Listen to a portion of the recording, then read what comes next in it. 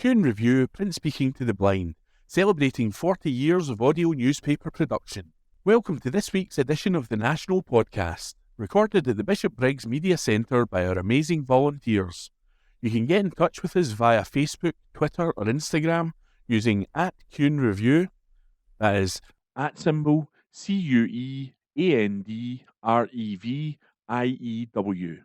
You can also contact us directly by emailing information@qnreview.com. That is INFORMATION @CUEANDREVIEW.com, or by calling 0141 772 3976. That's 0141 772 3976. This is from The National on Monday, 9th September 2024. From the News section. Aberdeen set to grow faster than UK average, report finds. By Ross Hunter. A Scottish city is set to grow faster than the UK average over the next 2 years. A major forecast by accountancy group PwC and the think tank Demos found that while Aberdeen is facing challenges such as a decline in the working age population and a reduction in oil and gas jobs, the city was set to outperform its rivals in terms of growth. The annual Good Growth for Cities Index ranks the economic prospects of 51 population centres in the UK. It predicted that the Scottish economy would grow at 1.1% in 2024, increasing to 1.9% in 2025. Scotland comes in slightly ahead of the UK average growth, which is predicted at 1% for 2024 and 1.7% for 2025. However, Aberdeen is set to record growth higher than the UK average, with 1.2% this year and 1.8% in 2025. PwC said that while the city has fallen 6 places compared to last year's forecast, it was set for success driven by projected growth in the professional, scientific and technical sectors. In contrast, Edinburgh rose 6 places to 9th overall and Glasgow climbed 4 places to 31st. Jason Morris of PwC Scotland said, "The latest Good Growth for Cities Index demonstrates a tale of 3 cities in Scotland. While all 3 are united in their overarching strengths, including skills and the ratio of house prices to earnings, when we look at performance across the indicators in the context of what members of the public place the most value in, the picture looks slightly different. Strength in skills and the relative affordability of housing demonstrate that we have the foundations laid to enable Scotland to attract new talent and retain its existing strong skills base. However, there is a need to address the public priorities for Scots highlighted in the index, which underline some key disparities across our cities. Our polling showed that Scots place importance on income, equality of income distribution, safety and work-life balance. However, Morris added that Aberdeen, Edinburgh and Glasgow were all facing challenges when it comes to health inequalities and skills. He said, "The prime opportunity is for local authorities, businesses, devolved and national governments to work together to address skills shortages around emerging tech and digital, as well as energy transition and financial services, while investing in the fabric of our cities and addressing key challenges around health inequalities and new business in order to create a fair and thriving Scottish economy." That article was by Ross Hunter. This is from The National on Monday, 9th September 2024. From the Politics section. Dozens of Labour MPs threaten to rebel over winter fuel payment cuts. By Ross Hunter. Dozens of Labour MPs could rebel against Keir Starmer's plan to make major cuts to the winter fuel payment, reports suggest. According to The Guardian, while few Labour MPs are considering voting against the policy in a key vote on Tuesday, many are weighing up whether to abstain. I'd expect the vast majority of anyone who does rebel to abstain and remain inside the tent, said one Labour MP. Abstention is the new rebellion. It's a question of defining what dissent is, and it's probably better to do this than to jump off a cliff. In July, 7 Labour MPs had the whip suspended after voting in favour of an SNP motion calling on the UK government to scrap the two-child benefit cap. It's understood by many Labour MPs that a similar rebellion against government policy during Tuesday's vote would have similar consequences for those who refuse to back Keir Starmer's plan to majorly cut provision of the winter fuel payment. Although there is not enough disquiet among the ranks of Labour MPs for the vote to be lost, a large number of absences would indicate the level of open dissent Starmer is facing over his economic policies. The Guardian states that as many as 50 MPs are considering abstaining from the vote. During the interview with Laura Kuenssberg on the BBC over the weekend, Starmer was asked whether he would remove the whip from Labour MPs who did not vote with the government. That will be a matter for the Chief Whip, he said. We're going into a vote. I'm glad we're having a vote because I think it's very important for Parliament to speak on this. But every Labour MP was elected on the same mandate as I was, which was to deliver the change we need for the country. A total of 12 Labour MPs have already signed an early day motion in the House of Commons expressing concern at the government's plans on the winter fuel payment, alongside 5 backbenchers who had the whip suspended in July. One of those backbenchers, former Shadow Chancellor John McDonnell, said he was prepared to rebel once again unless ministers set out a way of managing this that isn't going to impact upon people in my constituency who are facing hardship. He added, "But if that doesn't happen by Tuesday, I will vote against. I can't do anything else." Another potential rebel described Labour's plans as politically illiterate and said chief whips were even being quietly sympathetic behind closed doors. They're getting the same volume of emails and letters that everyone is, or being stopped in the street by people who said they voted Labour and now they feel betrayed, they told The Guardian. It all feels politically illiterate, and the risk is it will push a lot of people away from us. That article was by Ross Hunter. This is from The National on Monday, 9th September 2024, from the Politics section. Ireland's energy bill cut shows boundless opportunities of independence. By Adam Robertson.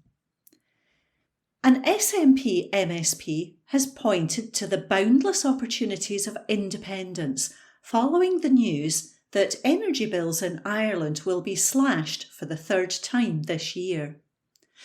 In the UK, meanwhile, it was announced last month that the average energy bill is to increase by £149 per month from October. The regulator announced it is hiking its price cap by 10% to £1,717 for England, Scotland and Wales.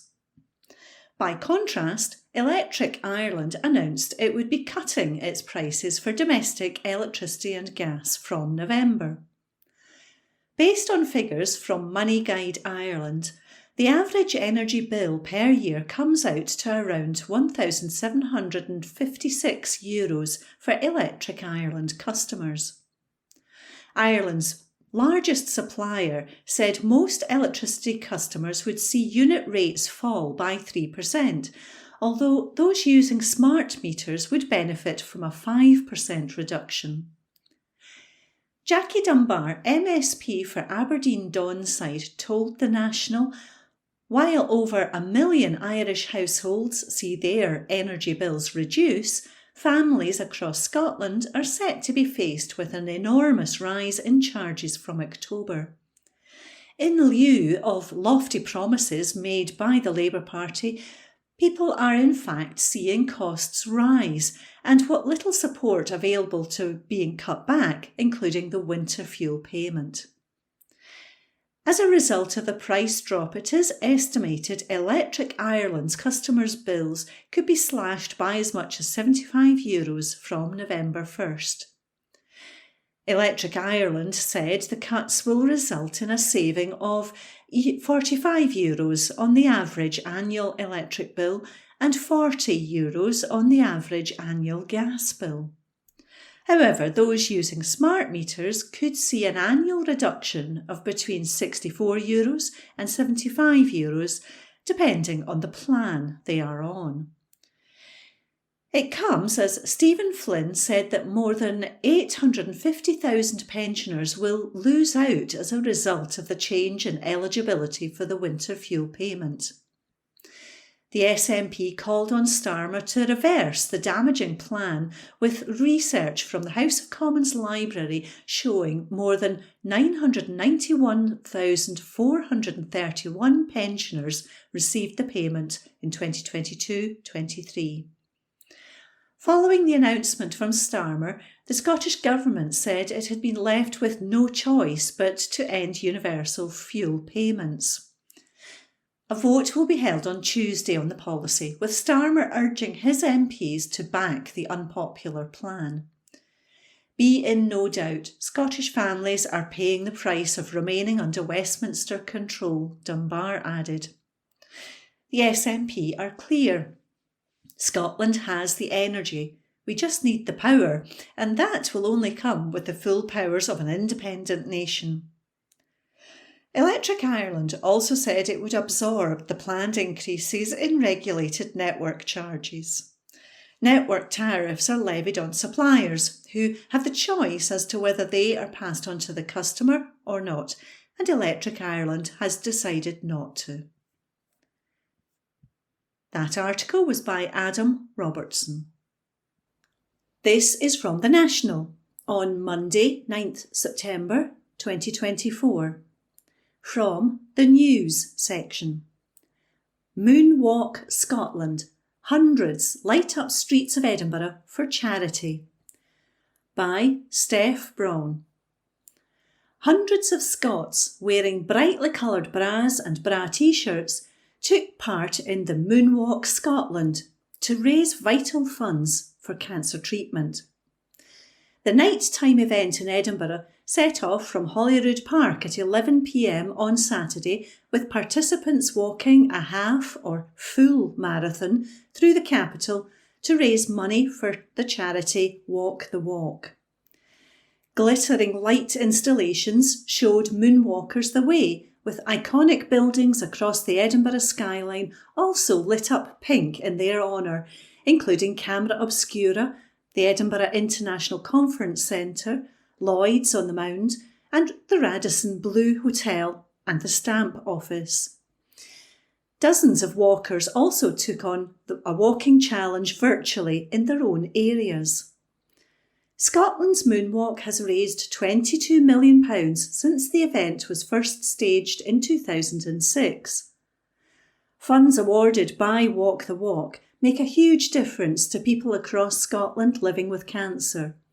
Recent grants have been made to the Beatson Cancer Charity, Ayrshire Cancer Support and Make Seconds Count.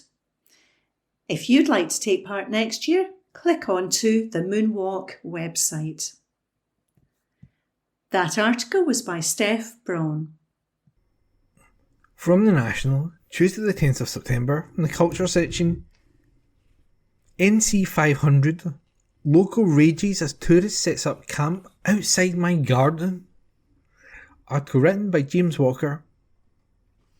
A local has reacted with anger after a tourist set up camp just outside her garden in the North Coast 500 route. In a post on the NC 500 The Dirty Truth Facebook group, one person shared a video of a man setting up a tent in full view of her house. She first asked whether this was allowed, before adding, "Setting up camp literally right outside my garden in full view of my house? Where is he going to go to the toilet?" The NC 500 is one of Scotland's most popular road trips, attracting thousands of visitors and growing every year. But this has often led to criticism from locals, including people increasingly using the countryside as a toilet rather than using the facilities, as well as with speeding cars. We reported last year how a group of petrol heads were snapped parking their supercars in dangerous spots along the route. Posting pictures on Instagram, a member of a squad of around a dozen supercar drivers took an aerial shot of their vehicles in Kelscrew Bridge in Sutherland while the road was open.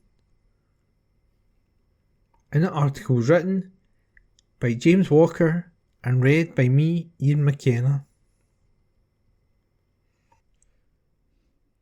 From the National, Tuesday the 10th of September, from the Culture section, Waterloo, archaeologists discover Gore Trench at battlefield site. Article by journalist Gregor Young. Archaeologists and military veterans have uncovered a unique clearance trench in the site of a field hospital on the Waterloo battlefield. Veteran support charity Waterloo Uncovered is carrying out a targeted excavation at Mont St Jean Farm in Belgium, which serves as the Duke of Wellington's field hospital during the battle in 1815.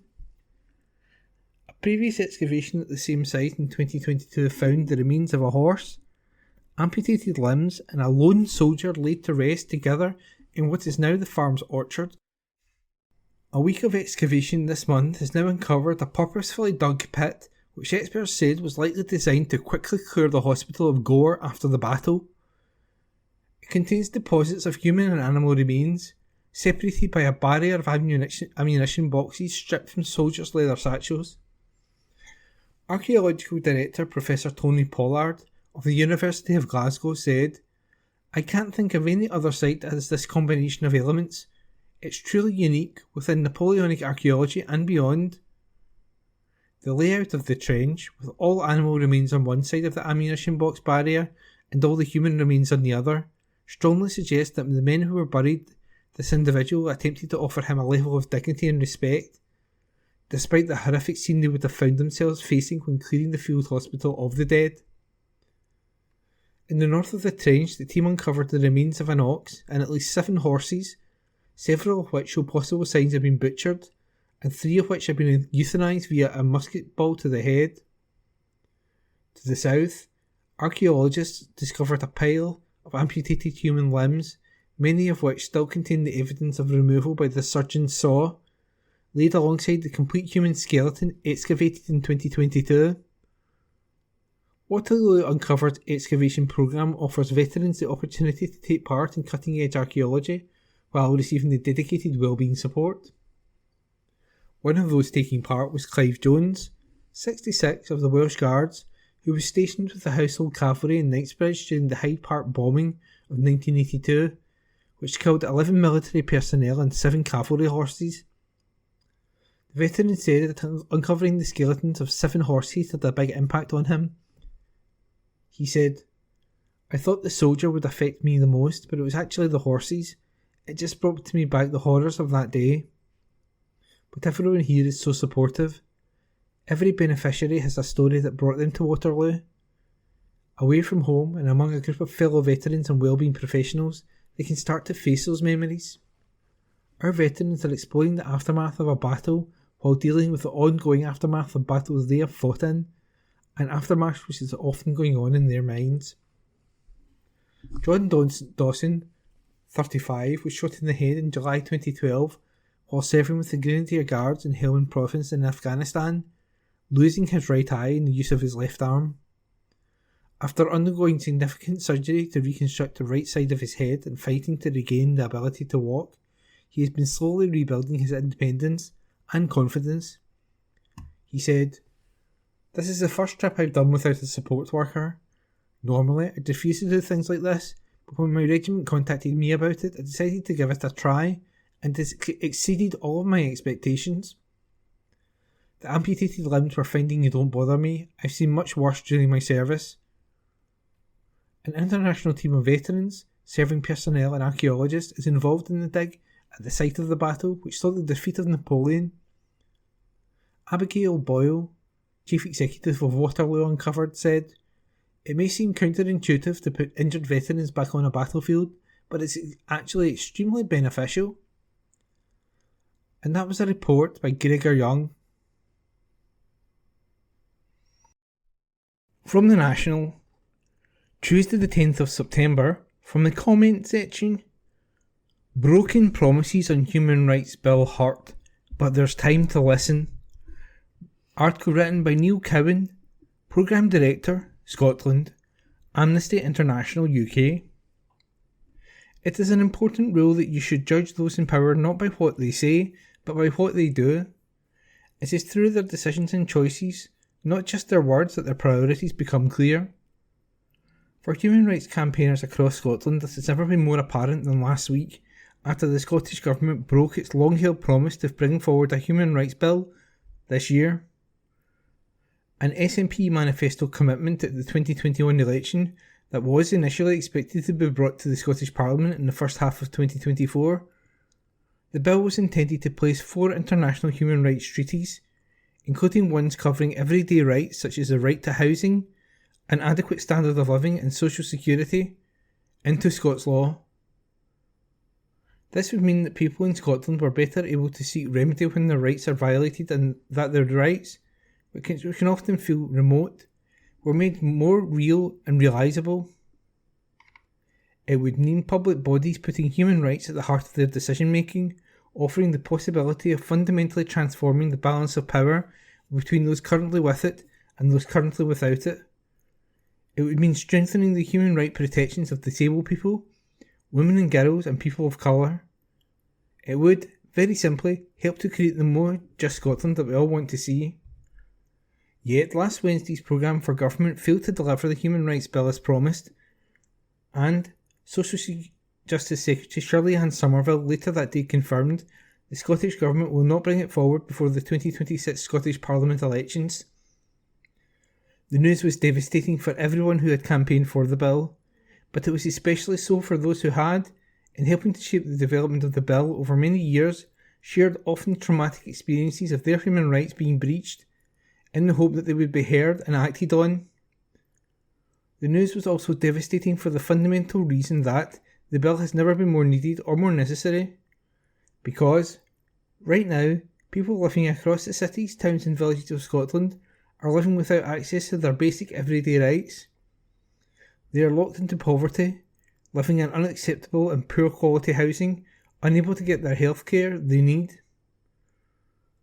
Rights have been breached on a daily and systemic basis, with people left almost entirely without the means or ability to uphold public bodies to account for failing to protect or uphold their rights.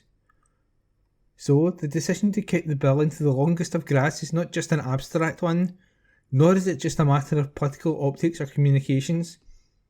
It is government ministers deciding that they need to better protect and strengthen the human rights of everyone in Scotland, but particularly the most marginalised and those experiencing the greatest inequalities, is not a priority. It is those with power hearing the voices of those saying loudly and clearly that Scotland needs this bill, but choosing to ignore those voices. In confirming last week that the bill will not be taken forward as planned, the Cabinet Secretary cited the need to engage with the UK ministers on its scope and legalities. And she was right to say that there are some limitations on the Scottish Government. For the bill to go as far as possible within the devolution settlement, the UK and Scottish governments need to work together. That is why Amnesty International wrote immediately to the new Secretary of State for Scotland, following the general election, urging him to ensure cooperation with Scottish ministers. But the need to build up cooperation is no justification for this delay.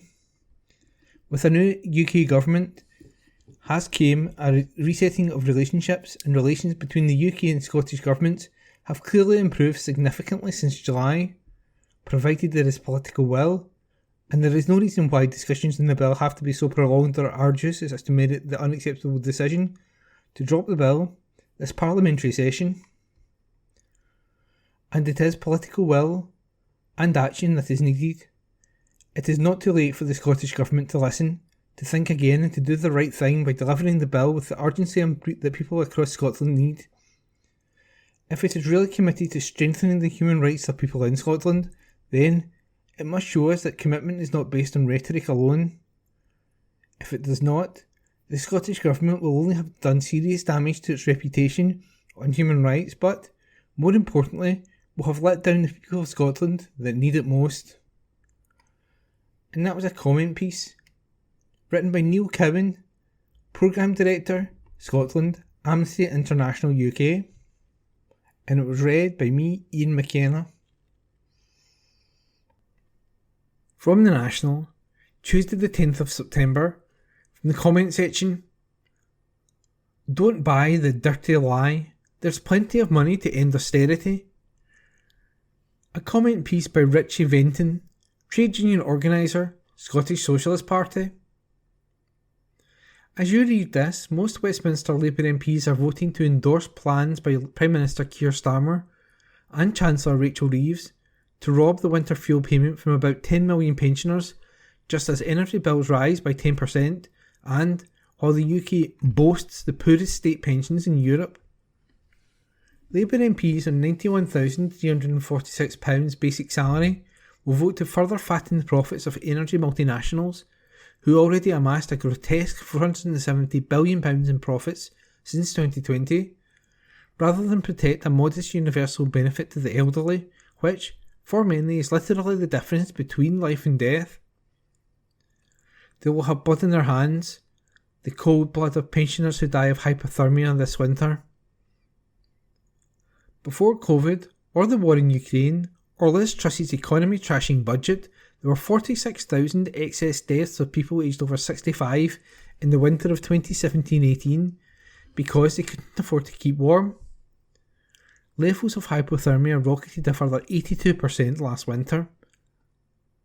This cull of the elderly by a Labour government, whose leading Scottish apologist Anna Sarwar infamously asserted, "Watch my lips, there will be no austerity," is all for the sake of saving £1.5 billion.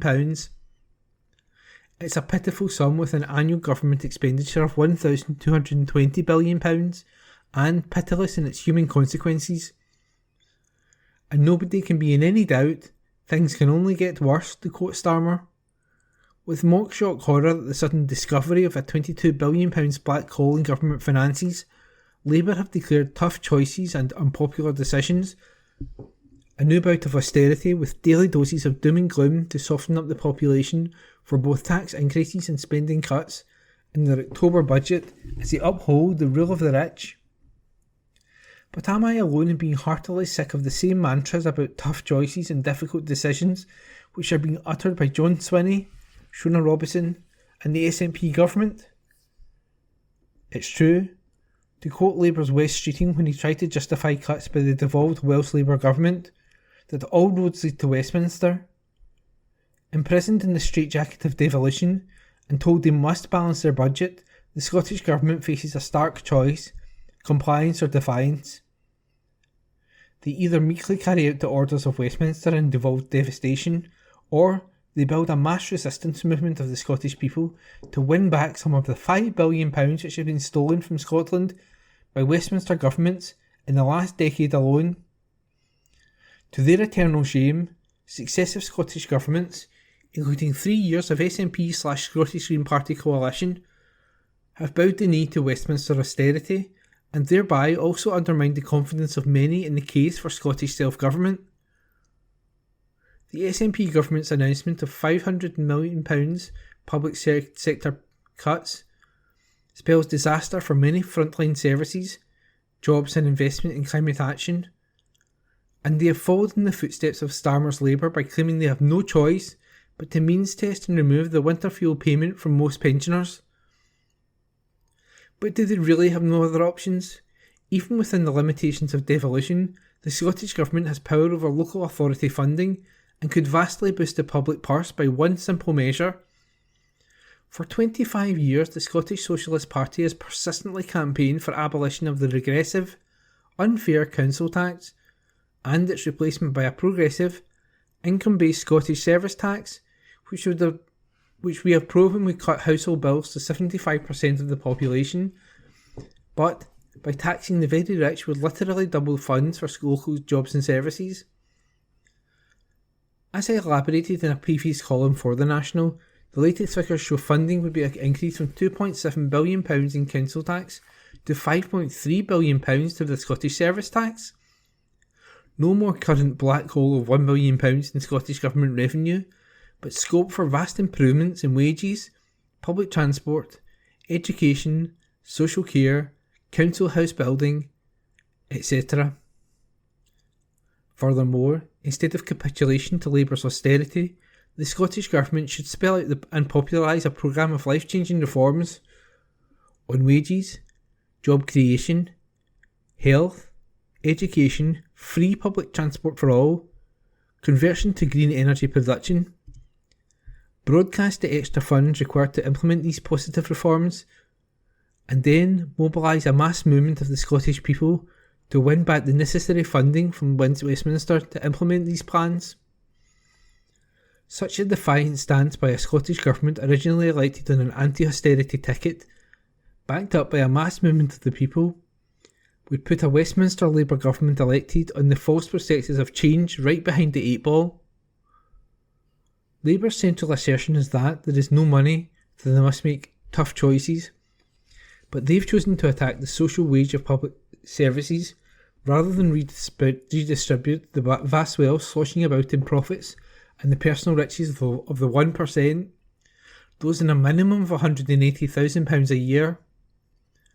While Starmer tells working class families to accept that things can only get worse, Britain's richest 100 families increased their wealth by 50% in the last 5 years to a total of nearly £500 billion. The richest 350 people, a number hardly enough to fill a village hall, have a mind-blowing combined wealth of £795 billion.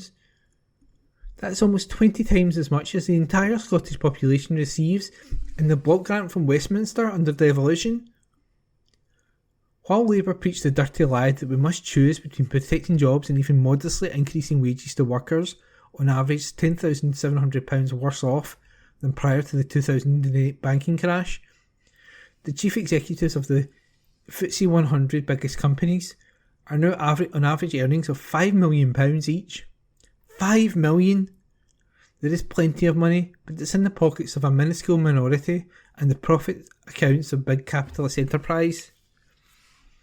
The banking sector is enjoying record profits. HSBC's leapt 80% to £31 billion. Lloyds saw an increase of well over half to £7.5 billion. And these cash mountains are dwarfed by the profits of the planet-trashing, job-cutting energy multinationals such as Shell, £279 billion, and BP, £189 billion. The real tough choice that should be made is to tax the wealth of the obscenely rich and socialise the profits of big business through democratic public ownership, including the energy companies, banking, major manufacturing and giant supermarkets. If Labour were socialists, which I'll grant you is an absurd fantasy, and doubled corporation tax to the 52% it was in the early days of Maggie Thatcher's 1979 Conservative government, that would raise an absolute minimum of £87 billion a year, well over twice Scotland's annual block grant from Westminster. Imagine the impact on the provision of jobs, public services and decent pay. Taxing the rich and big business in the interest of wider society is one part of an alternative to Labour's savage austerity. However, you cannot plan and control what you don't own. You cannot fully utilise the fabulous natural, human and manufactured wealth of the nation without public ownership and democratic control of the production of that wealth. There is no excuse for wages, pensions and public services being decimated, given the oceans of wealth within our reach.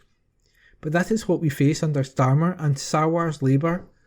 Unless the unions and socialists combine and wage a determined struggle for genuine socialist change, things can only get better if we fight for the future we want.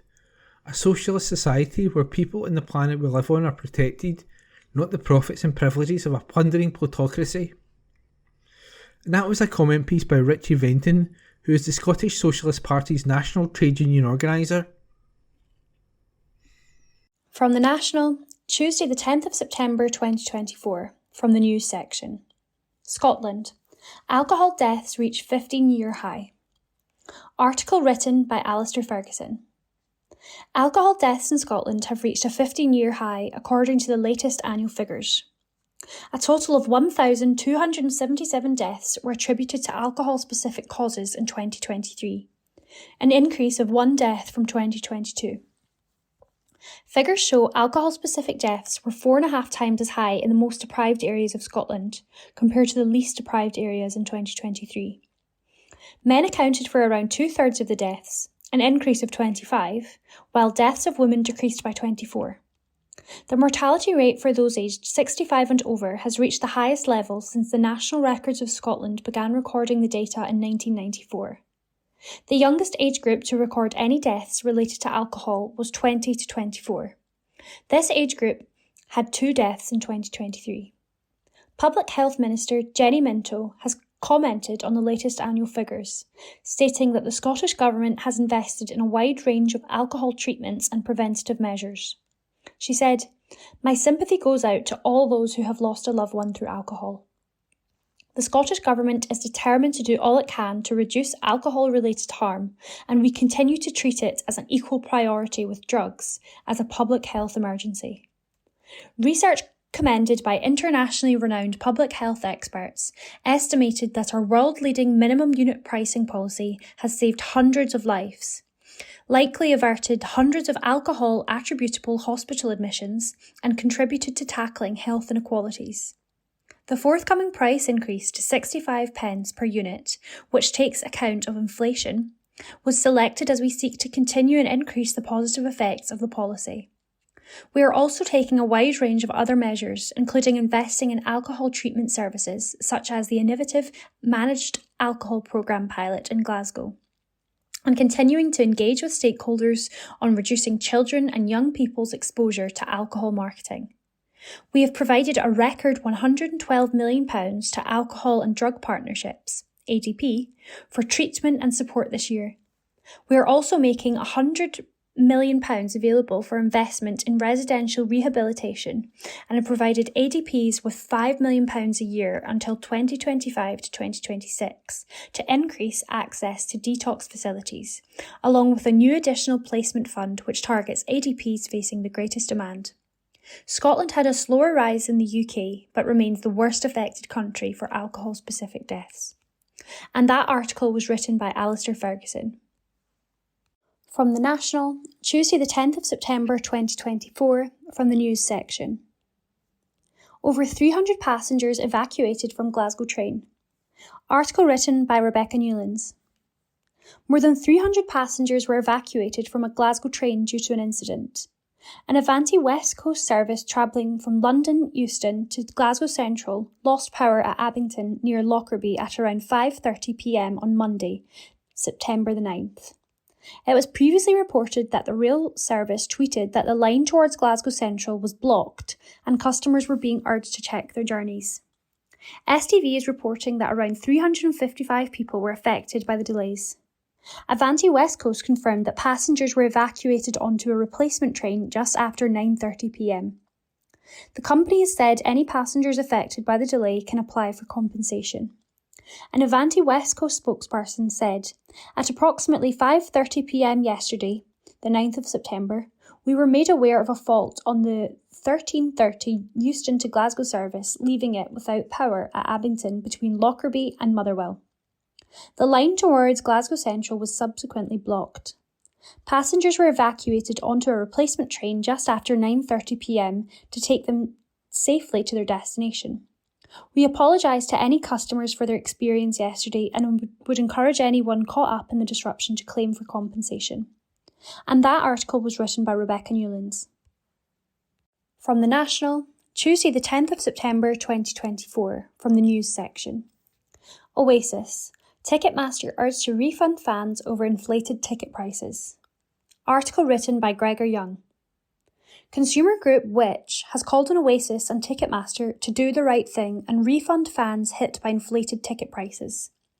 Many fans were shocked by the price of standard tickets for the reunion tour more than doubling from £148 to £355 on Ticketmaster, amid surging demand, prompting the government and the UK's competition watchdog to pledge they will look into the use of dynamic pricing. Following the controversy, Which asked Oasis fans to send in screenshots of the ticket buying and checkout process to see if they were warned that ticket prices could surge due to high levels of demand. Which said it received dozens of screenshots from fans who had tried to buy tickets, both before and after prices increased, none of which showed a warning message that Ticketmaster would increase prices during the sale. Instead, Which said it saw evidence that fans were shown one price for tickets only to have that price taken away at the last second and replaced with a far higher and unexpected ticket price. Which cited one screenshot showing that, due to in-demand pricing, the cost of standing tickets at a Heaton Park show, originally advertised for £148.50, surged to £337.50 each. Under the Consumer Protection from Unfair Trading Regulations, CPRs, traders must not mislead consumers with how prices are presented or leave out key pricing information that they might need to make an informed decision about their purchase. Which said many fans were not informed about the increases until after they had already tried to add cheaper tickets to their baskets. While the use of dynamic pricing was mentioned in the terms and conditions on the website, fans were not warned that this practice would be used for Oasis tickets, the watchdog said.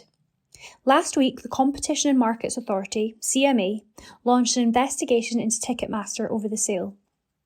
The CMA said its investigation would include how so-called dynamic pricing may have been used and would scrutinise whether the sale of Oasis tickets by Ticketmaster may have breached consumer protection law. Ticketmaster had said it does not set concert prices, and its website states that this is down to the event organiser who has priced the tickets due to their market value. Oasis have previously stated that they had no involvement in the decision to implement dynamic pricing, Which said it would share its findings with the CMA. Over the weekend, Oasis sent out invites for a private invite-only ballot for their final Wembley Stadium dates, having extended their Live 25 tour to include 2 more London shows on September the 27th and 28th.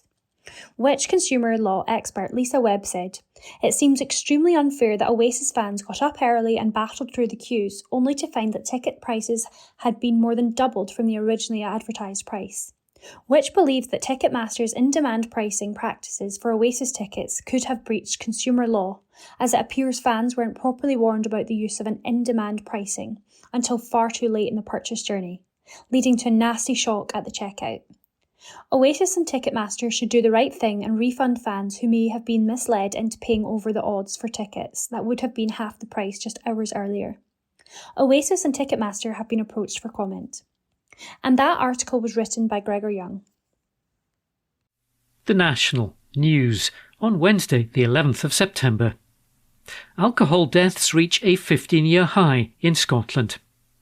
An article written by Alistair Ferguson. Alcohol deaths in Scotland have reached a 15-year high, according to the latest annual figures. A total of 1,277 deaths were attributed to alcohol-specific causes in 2023, an increase of 1 death from 2022 and the highest number since 2008, according to the latest figures from the National Records of Scotland. Figures show alcohol-specific deaths were 4.5 times as high in the most deprived areas of Scotland compared to the least deprived areas in 2023. Areas such as Inverclyde, Glasgow City, North Lanarkshire and Dundee City saw deaths above the Scottish average. Men accounted for around 2/3 of the deaths, an increase of 25 to 861, while deaths of women decreased by 24 to 416. The mortality rate for those aged 65 and over has reached the highest level since the National Records of Scotland began recording the data in 1994. The youngest age group to record any deaths related to alcohol was 20 to 24 years. This age group had 2 deaths in 2023. Public Health Minister Jenny Minto has commented on the latest annual figures, stating that the Scottish Government has invested in a wide range of alcohol treatments and preventative measures. She said, "My sympathy goes out to all those who have lost a loved one through alcohol. The Scottish Government is determined to do all it can to reduce alcohol-related harm, and we continue to treat it as an equal priority with drugs, as a public health emergency." Research commended by internationally renowned public health experts estimated that our world-leading minimum unit pricing policy has saved hundreds of lives, likely averted hundreds of alcohol-attributable hospital admissions, and contributed to tackling health inequalities. The forthcoming price increase to 65p per unit, which takes account of inflation, was selected as we seek to continue and increase the positive effects of the policy. We're also taking a wide range of other measures, including investing in alcohol treatment services, such as the innovative Managed Alcohol Programme pilot in Glasgow, and continuing to engage with stakeholders on reducing children and young people's exposure to alcohol marketing.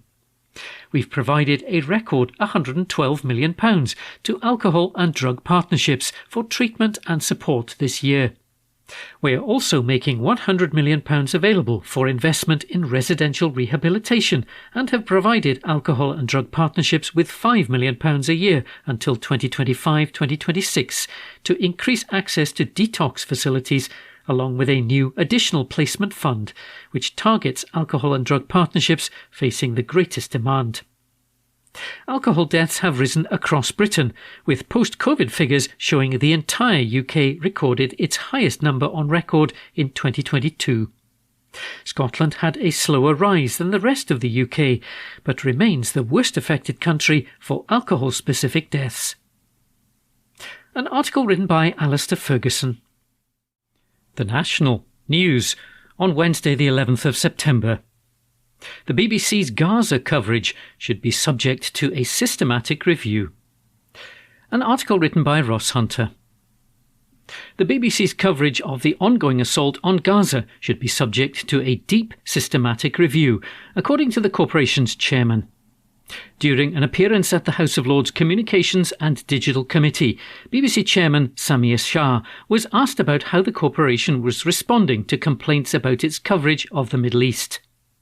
It comes after an AI-driven review published by an Israel-based British lawyer over the weekend claimed that the BBC had downplayed the terrorism of Hamas and broken its own editorial guidelines more than 1,500 times in its reporting of the conflict.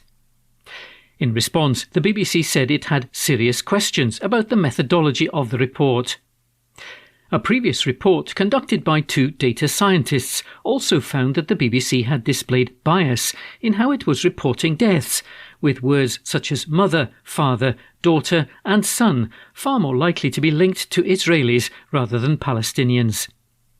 Mr Shah told the committee that he felt the BBC's coverage of the conflict in the Middle East should be subject to an internal review. He said, "The Israel-Gaza story is a very, very complicated story, and there are very strong emotions on both sides. I chair the Editorial Guidelines and Standards Committee, and that is part of the process where complaints are discussed, talked about and addressed. We've discussed the Israel-Gaza situation in various different ways many times to look at what the complaints are, the nature of the complaints and the balance of complaints." Mr Shah added that he felt the conflict between Israel and Gaza should be a serious contender for being the subject of the next thematic review conducted by the BBC. The corporation undertakes 1 or 2 such reviews into parts of coverage each year. The Middle East conflict is one area we should consider very seriously to be subject to a deep, systematic analysis of how we cover it, said Mr Shah. It's a very difficult story. In my time, and I've been doing it for 40 years, this is one thing that has really resulted in lots and lots of concern on all sides. An article written by Ross Hunter. The National News on Wednesday the 11th of September. A Highland community marks the buyout success as population doubles in 25 years. An article written by Xander Elliotts. A Highland community is marking 25 years since a community buyout which reversed its fortunes, leading to a boost in population and nature restoration. Residents of the Knoydart Peninsula, just north of Mallaig on the west coast of the Scottish mainland, are set to be the subjects of a new film documenting their journey since the community bought the estate in 1999. The population of the area has doubled from just 60 at the time of the community buyout to 120 today, and holdings have also been extended, such as through the purchase of the local pub in 2022.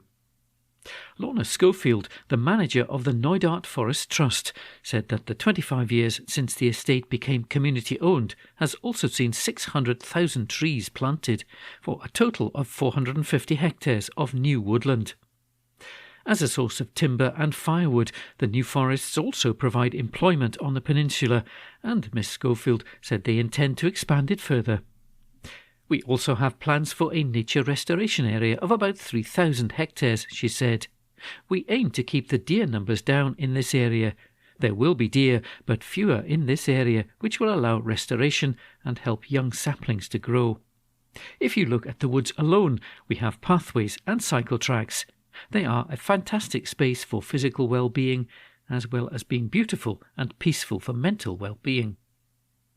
The Forest Trust falls under the umbrella of the community-controlled Knoydart Foundation, which also supervises the local shop, a bunkhouse and a hydro scheme. Knoydart is not connected to the main UK grid, and residents are considering a second renewable energy scheme in the area. Davy Newton, the chair of the Knoydart Foundation, said that the community will prioritise financial security for the years to come. We make various amounts of income for the community through areas such as the shop, the bunkhouse, holiday lets and the post office, he explained. We'd like to build and stabilise that income so that we can feed more investment into the community. We want to look at things like more renewable development and are considering options around a second hydro scheme at the other side of the estate. However, Ms Schofield said that the biggest single challenge facing residents on the peninsula is affordable housing. There are lots of things we can do, but we need more people to do these things, and for more people we need more housing, she said. So affordable housing is always a top priority, and we're developing temporary accommodation for 6 workers and looking at more affordable housing options. Community Land Scotland will make the film documenting the last 25 years on the Knoydart Peninsula, with the organisation's archive curator Ian Craig saying, "Happy anniversary to the Knoydart community. We have worked with the community to document their reflections on 25 years of achievement, challenges and hard work. It's been a real privilege to do so, and I hope the film gives the community the opportunity to reflect on all they have done together. After a celebratory screening, we look forward to sharing the film on our archive website, which celebrates the legacy of community ownership of land in Scotland." An article written by Xander Elliotts. The National News on Wednesday the 11th of September. More than 300 passengers evacuated from a Glasgow train due to an incident. An article written by Rebecca Newlands. More than 300 passengers were evacuated from a train heading to Glasgow due to an incident. An Avanti West Coast service travelling from London Euston to Glasgow Central lost power at Abington near Lockerbie at around 5:30 p.m. on Monday, September the 9th. It was previously reported that the rail service tweeted that the line towards Glasgow Central was blocked and that customers were being urged to check their journeys. STV is reporting that around 355 people were affected by the delays. Avanti West Coast confirmed that passengers were evacuated onto replacement train just after 9:30 p.m. The company has said that any passengers affected by the delay should apply for compensation. An Avanti West Coast spokesperson said, At approximately 5:30 p.m. on Monday, we were made aware of a fault on the 1330 Euston to Glasgow service, leaving it without power at Abington between Lockerbie and Motherwell. The line towards Glasgow Central was subsequently blocked. Passengers were evacuated onto a replacement train just after 9:30 p.m. to take them safely to their destination. We apologise to any customers for their experience and would encourage anyone caught up in the disruption to claim for compensation. An article written by Rebecca Newlands. The National, on Wednesday the 11th of September. Opinion. In a future where we own nothing, who will own us? A column written by Caitlin Logan. In our city, we don't pay any rent because someone else is using our free space whenever we do not need it. My living room is used for business meetings when I'm not there. So went an excerpt from a controversial World Economic Forum think piece published in 2016, which presented a prediction of how our lives might look in the year 2030. As it turned out, lots of people didn't particularly like the idea of consulting a Microsoft calendar to find out when Janet from accounting might be using their sofa. Nor were many thrilled by the suggestion that we would have no need for possessions like appliances or clothes, because we would simply hire them when we needed them. 8 years later, we're over halfway to the date of this fantasy future, and I hate to say it, but if any of that sounded dystopian to you, the reality of the trajectory we're on is looking much worse. The vision, so described by Ida Auken, a Danish Member of Parliament, hinged upon the premise that essential goods and services would be socialised, and that all of our resources would be pooled and shared. This has so little bearing on the way things are headed in the world that nothing short of a global revolution would be required to realise this vision in the next 6 years. However, there are aspects of this imagined scenario which ring true, and which, frankly, send a chill through me, precisely because our mindless march towards an AI-driven service economy is accompanied not by an egalitarian redistribution of wealth, but by the rapid expansion of what can only be described as turbo-capitalism. Already, those with the most wealth are frantically hoarding resources and monopolising markets so that ordinary people can be extorted for the right to subscribe to them or to purchase licenses, which can be revoked just as easily. The world of entertainment and digital media is an obvious example, but perhaps a sign of things to come. CDs and DVDs are fast approaching obsolescence, physical books are going the same way, and video games that don't require digital downloads and online subscriptions are positively retro. The most valid argument in favour of these changes is environmental. If by reducing the production of objects which will eventually find their way into the landfill, we can protect the future of this planet, this is a worthy endeavour. However, with this comes the risk of exploitation by service providers, and we're already witnessing this in action. Today, your favourite films are owned by Amazon or Netflix or Disney. Every month you can pay for the pleasure of watching them, and the company can delete them at any time. Even if that means wiping it from the face of the earth, see Disney Plus and its removal of several original series like Willow. Even if it means removing something you have technically bought. See Amazon's policy where films purchased digitally can be deleted whenever licensing agreements change. Meanwhile, the company can jack up the price whenever it likes, even if its media library is reduced, or require you to pay extra for bonus features that were included in your original subscription. There are similar issues with the purchase of ebooks. If you've amassed a library of books on Kindle, you'd better think twice about deleting your Amazon account, ever. All the books really belong to their library, not yours, and they'll disappear, right along with your account. This is a lesson which some users have learned the hard way, and through no choice of their own, when Amazon erroneously closed their account for them.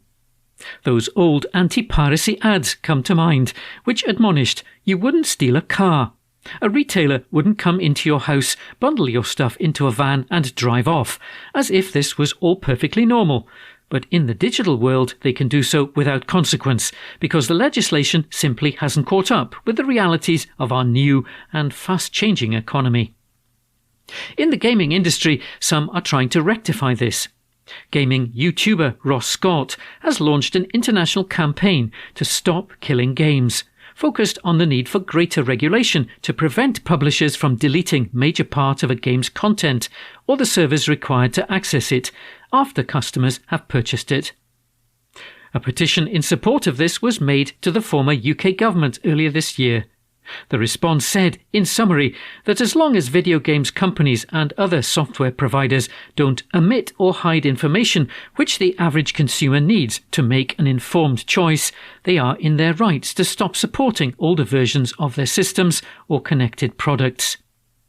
This raises more questions than it answers about whether existing consumer protections are fit for purpose in a digital economy where people routinely agree to lengthy terms and conditions without ever reading them or realistically having any opportunity to question them.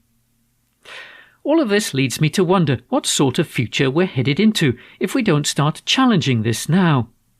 As smart appliances in the home become more commonplace, perhaps we'll soon need to subscribe to an operating system to make use of our own fridge or our central heating or our doorbell. We're already seeing how that process works. We all get hooked into a new way of doing something because it seems more convenient or because it sounds like the road to a utopian world. And as soon as the old way is almost out of reach, companies can demand more and more money from you because you scarcely have a choice. In many ways, the functioning in practice of this service economy mirrors the direction of travel in the housing market.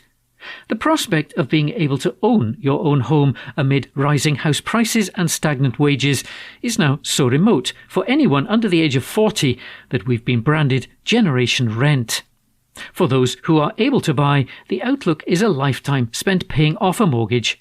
Meanwhile, wealthy landlords are able to take advantage of the situation by charging exorbitant rent. At this rate, a more realistic version for 2030 is one where people are expected to pay to hire out different rooms of a home in time slots, rather than one where property is commonly shared at no cost. This is the problem with imagined futures which fail to reckon with the fundamental economic imbalance that exists in our world. They will only replicate the injustices of the past and present. The new class divide, it seems, is between those who own and those who rent, subscribe or borrow. While the billionaires running the multinational corporations behind our digital media, our social networks and our omnipresent essential technology are getting richer and more powerful, most of us are sleepwalking into a future where almost every aspect of our lives is dependent on their goodwill. Is that a risk you're willing to take? A column written by Caitlin Logan. The National, Politics, on Wednesday the 11th of September. Photo ID rules put some people off voting in Scotland, Watchdog says. An article written by Steph Braun. Around 5% of Scots who did not vote in the general election said they didn't cast a ballot because of voter ID rules, according to the Electoral Commission. The watchdog said that the statistics suggest the new rules put some Scots off voting. It's called for more forms of voter ID to be accepted at polling stations after it found around 16,000 people across the UK could not cast their ballot because of the new requirements. Statistics show that around 1,400 people in Scotland were unable to vote in July due to the rules, equating to about 1 in every 1,100 in-person voters. Awareness of the need to bring ID to a polling station appeared to be higher north of the border, with 90% of people knowing about it. This compared to 87% in England, 89% in Wales and 89% in Northern Ireland. Awareness was, however, lower amongst young people at 83% and people from ethnic minority communities at 79%. The Commission's analysis compiling polling station data and public opinion research found that 0.24% of people in Scotland who went to vote at a polling station were initially turned away, but 2/3 of those people returned later in the day and were able to vote. The evidence suggests that people from poorer backgrounds who did not vote were more likely to say it was because they did not have any accepted ID, the Commission said. Voter ID is not required for Scottish Parliament or council elections in Scotland.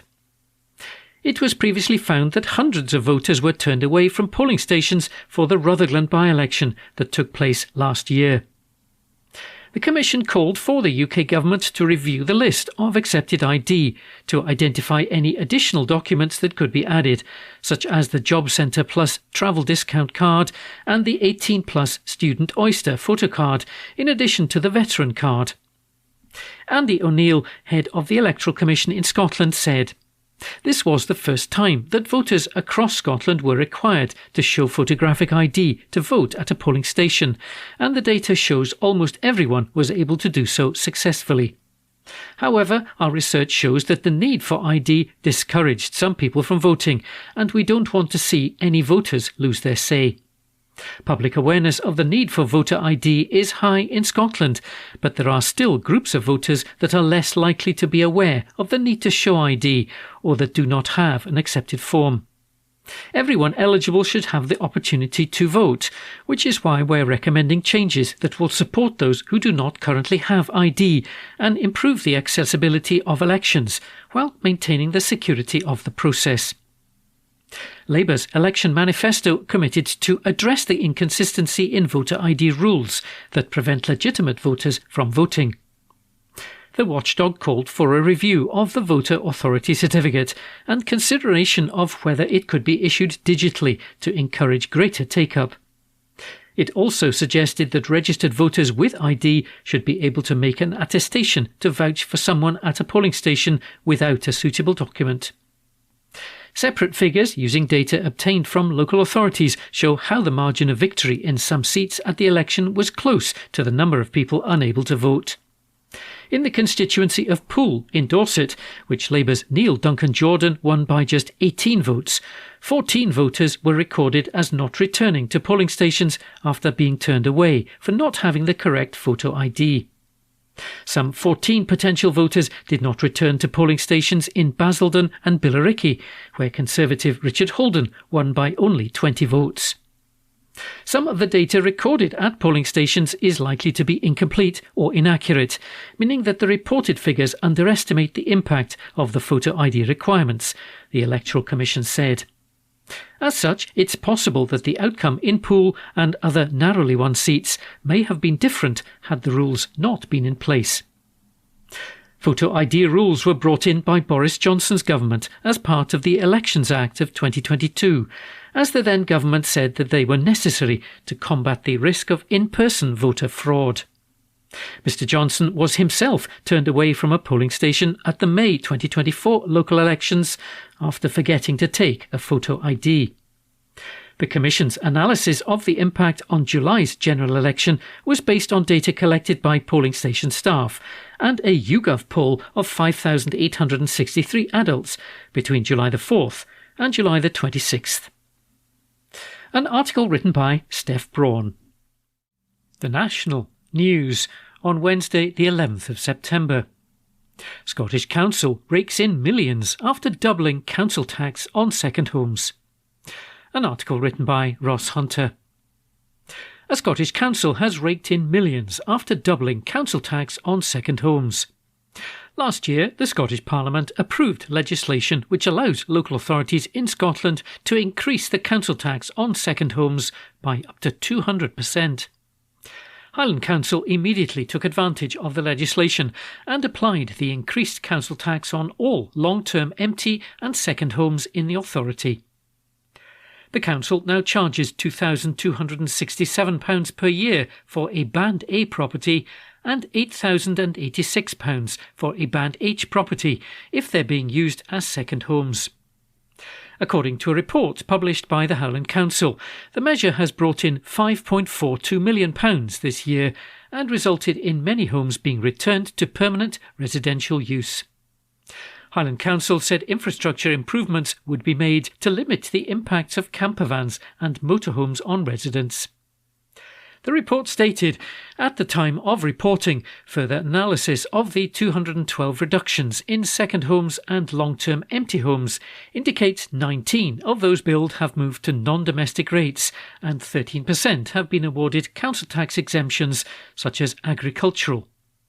Most properties, that is 63.4%, were returned to occupation as main residence and staff accommodation, thus delivering the policy intent. The money earned goes some way to contributing to the Council's planned saving target of £31.4 million, although the latest forecast suggests it's likely to miss this target by at least £2.5 million.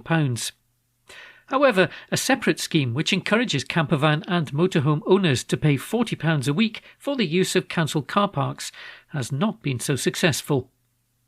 The voluntary Highland Campervan and Motorhome scheme encouraged travellers to pay the fee in order to gain access to dedicated overnight car parks and some leisure facilities. It was hoped that the scheme would reduce pressure on some facilities and alleviate issues associated with high levels of tourism in the region. Yet the Council's report found that it brought in just £40,000, significantly below the target income of £500,000. The Council said it understood the scheme has attracted a mixed response and announced that it would be implementing infrastructure improvements which aim to address some of the issues associated with increasing levels of tourism. It comes after a Tory MSP called for the scheme to be scrapped, following objections from business owners. An article written by Ross Hunter. The National Politics on Wednesday the 11th of September. SNP and Labour are neck and neck in Holyrood votes, poll suggests. An article written by Joe Sullivan. The SNP and Labour are neck and neck ahead of the next Holyrood election, a poll has suggested. Research by Survation, commissioned by campaign group Scotland in Union, shows the SNP and Labour tied at 28% in the constituency vote amongst likely voters. Labour had 25% support on the list vote, 1 point ahead of the SNP's 24%. Nigel Farage's Reform UK took 9% of the constituency vote and 8% of the list vote, while the Scottish Tories were on 11% for both votes. The Scottish Greens were found to be on 6% in the constituency vote and 9% in the list vote, while the Scottish Lib Dems had 9% on each. Finally, the Alba Party had 1% of the constituency vote and 2% of the list vote. For the list vote, 12% of respondents did not know how they planned to vote, while the figure was 8% for the constituency vote. The poll surveyed 1,021 Scots between August the 27th and August the 29th. The next Holyrood election is set to take place in 2026. However, John Swinney hinted last week that an early election could be held if the SNP's budget is not passed. The poll also asked those surveyed how they would vote at another independence referendum. However, its use of a non-standard question prevent the results from being compared with other polls. The question did not mirror the one posed in 2014, instead echoing the question asked in the Brexit referendum. Survation asked those it surveyed if there was a referendum with the question, should Scotland remain part of the United Kingdom or leave the United Kingdom, how would you vote? This stands in contrast to the 2014 question, which asked, should Scotland be an independent country? Using the remain and leave language, the poll showed 59% support for staying in the UK, compared to 41% for independence amongst decided voters. A pro-UK campaign group, Scotland in Union, uses the alternate question in its referendum polling to skew results, which has led to its IndieRef publications not being considered by the British Polling Council. An article written by Joe Sullivan. The National News on Wednesday the 11th of September. Ticketmaster urged by Watchdog to refund Oasis fans over inflated ticket prices. An article written by Gregor Young. Consumer group Which has called on Oasis and Ticketmaster to do the right thing and refund fans hit by inflated ticket prices. Many fans were shocked by the price of standard tickets for the reunion tour, more than doubling from £148 to £355 on Ticketmaster amid surging demand, prompting the government and the UK's competition watchdog to pledge that they would look into the use of dynamic pricing. Following the controversy, Which asked Oasis fans to send in screenshots of the ticket buying and checkout process to see if they were warned that ticket prices could surge due to high levels of demand. Which said it received dozens of screenshots from fans who had tried to buy tickets, both before and after prices increased, none of which showed a warning message that Ticketmaster would increase prices during the sale. Instead, Which said it saw evidence that fans were shown one price for tickets, only to have that price taken away at the last second and replaced with a far higher and unexpected ticket price. Which cited one screenshot showing that due to in-demand pricing, the cost of standing tickets at a Heaton Park show, originally advertised for £148.50, surged to £337.50 each. Under the Consumer Protection from Unfair Trading regulations, traders must not mislead consumers with how prices are presented or leave out key pricing information that they might need to make an informed decision about their purchase. Which said that many fans were not informed about the increases until after they'd already tried to add cheaper tickets to their baskets. While the use of dynamic pricing was mentioned in the terms and conditions on the website, fans were not warned that this practice would be used for Oasis tickets, the watchdog said. Last week, the Competition and Markets Authority launched an investigation into Ticketmaster over the sale. The authority said its investigation would include how so-called dynamic pricing may have been used and would scrutinise whether the sale of Oasis tickets by Ticketmaster may have breached consumer protection law. Ticketmaster has said it does not set concert prices, and its website states that this is down to the event organiser, who has priced these tickets according to their market value. Oasis has previously stated that they had no involvement in the decision to implement dynamic pricing. Which said it would share its findings with the Competition and Markets Authority. Over the weekend, Oasis sent out invites for a private invite-only ballot for their final Wembley Stadium dates, having extended their tour to include 2 more London shows on September the 27th and 28th. Which consumer law expert Lisa Webb said, "It seems extremely unfair that Oasis fans got up early and battled through the queues only to find that ticket prices had more than doubled from the originally advertised price." Which believes that Ticketmaster's in-demand pricing practices for Oasis tickets could have breached consumer law, as it appears that fans weren't properly warned about the use of in-demand pricing until far too late in the purchase journey, leading to a nasty shock at the checkout. Oasis and Ticketmaster should now do the right thing and refund fans who may have been misled into paying over the odds for tickets that would have been half the price just hours earlier. Oasis and Ticketmaster have been approached for comment. An article written by Gregor Young. The National Politics on Wednesday the 11th of September. UK economy flatlines in July for the second month running. An article written by Anna Wise. The UK economy flatlined in July for the second month in a row, according to the latest official figures, as the Chancellor said she is under no illusion about the scale of the challenge that the country faces. The Office for National Statistics said that gross domestic product, or GDP, recorded no growth in July. Economists had been expecting GDP to edge up by 0.1% in the month, according to a consensus provided by Pantheon Macroeconomics. The UK held a general election at the beginning of the month, with some recent surveys suggesting a post-election increase in activity as businesses held out for political stability.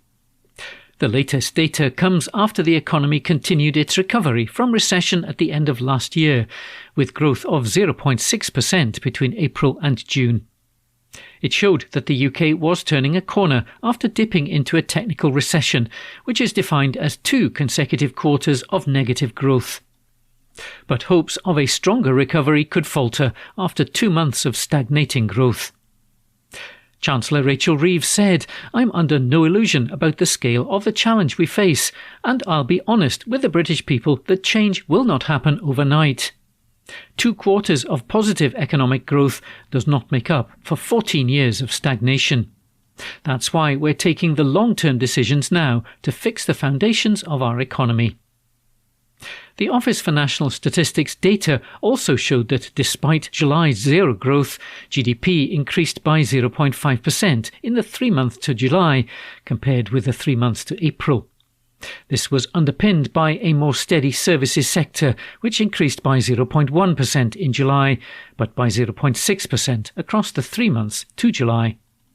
The accommodation and food and beverages category rose by 0.9%, with accommodation, including hotels, the biggest contributor, with 2.2% growth recorded during the month. The Office for National Statistics Director of Economic Statistics, Liz McCown, said, "The economy recorded no growth for the second month running, though longer-term strength in the services sector meant that there was growth over the last 3 months as a whole." July's monthly services growth was led by computer programmers and health, which recovered from strike action in June. These gains were partly offset by falls for advertising companies, architects and engineers. Manufacturing fell overall, with a particularly poor month for car and machinery firms, while construction also declined. Suren Turu, Economics Director for the Institute of Chartered Accountants in England and Wales, said, "These figures confirmed that the UK economy struggled for momentum in the aftermath of the general election, as falling manufacturing and construction output caused overall activity to flatline in July." He also said that growth could slow further in the coming months, with higher energy bills and expected tax rises likely to trigger renewed restraint in spending and investment. The Labour government will set out its plans for public spending and taxes in the autumn budget at the end of October. Other experts suggested that economic growth could pick up later in the year thanks to improved economic conditions, including lower inflation and interest rates. "The bounce in growth in the early months of the year has faded over the summer," said Ian Stewart, chief economist at Deloitte. "Growth in the second half of this year is well below the levels seen in the first half, but with real incomes rising and interest rates starting to come down, consumer spending is likely to pick up, helping to sustain the recovery of the economy." Rob Wood, chief UK economist for Pantheon Macroeconomics, said that GDP was dragged down by erratic sectors and that he's expecting a substantial rebound in economic growth in August as manufacturing and construction recovers. He also said consumer spending could keep rising as the prospect of interest rate cuts and a more stable political and economic environment allow households to lower their savings rate during the second half of 2024. An article written by Anna Wise. This is from The National on Thursday, 12th September 2024, from the Culture section. Bridge of Allan, Scottish TV chef Nick Nairn closes restaurant. By Adam Robertson. Scottish TV chef Nick Nairn has closed his restaurant in Bridge of Allan as he said the business is no longer viable. The chef ran the restaurant with his wife Julia, with the business dating back to 2019. The couple initially opened the former Jam Jar restaurant in 2019 before the COVID pandemic, although it was rebranded as Nick's on Henderson Street in February 2020.